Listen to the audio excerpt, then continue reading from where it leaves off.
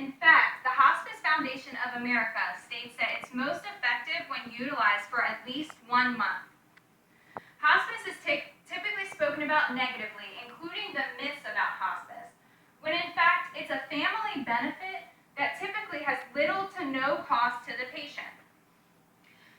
I'd like to speak to you about hospice today because it's a benefit that many people will not take advantage of, and almost everyone in their life will have a situation where this information is useful. So these are pictures of potential hospice patients, and as you can see, they vary widely in age, physical capabilities, mental capabilities, as well as familial support.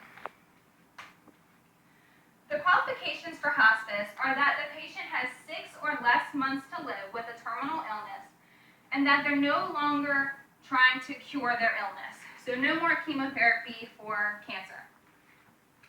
Hospice is patient and family centered, and the team provides holistic care. This means that emotional, physical, spiritual, and mental support is given by the team.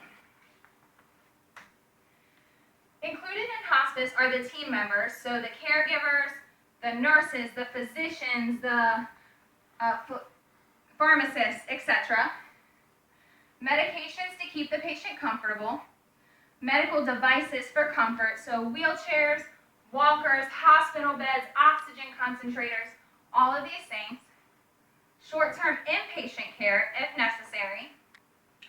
Respite care, which is extremely important for our people who are the sole caregivers of hospice patients. It's important to get a break. And finally, grief and loss counseling, which is available up to a year after the death of the patient. The Hospice Foundation of America also states that more than half of people in hospice have a terminal illness other than cancer. Also, hospice was once almost exclusively for adults, whereas now most programs will also accept infants, children, and adolescents. You can leave and return to hospice care at any time. Nothing is set in stone, and many people actually graduate from hospice, meaning that they live longer than 6 months. At this time, you can re-enroll or choose not to. According to the Madeline and Leonard Abramson Center for Jewish Life, individuals enrolled in hospice actually live longer than those with the exact same conditions who don't use these benefits. So let's look at the erroneous thoughts and myths about hospice. A lot of people say that it means giving up. This is not true. It's choosing quality over quantity.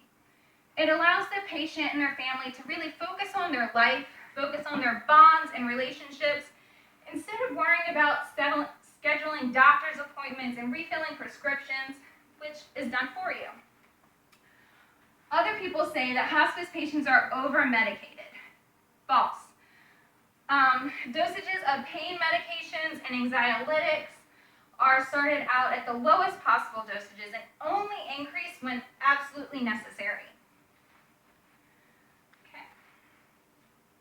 Samaritan Healthcare and Hospice states that medications are a crucial part of hospice care and that they alleviate suffering from the common symptoms of death and dying.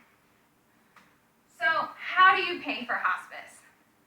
Well, the most common is Medicare because it is a Medicare benefit. It comes with minor copays for things like inpatient hospital stays and minor copays for medications.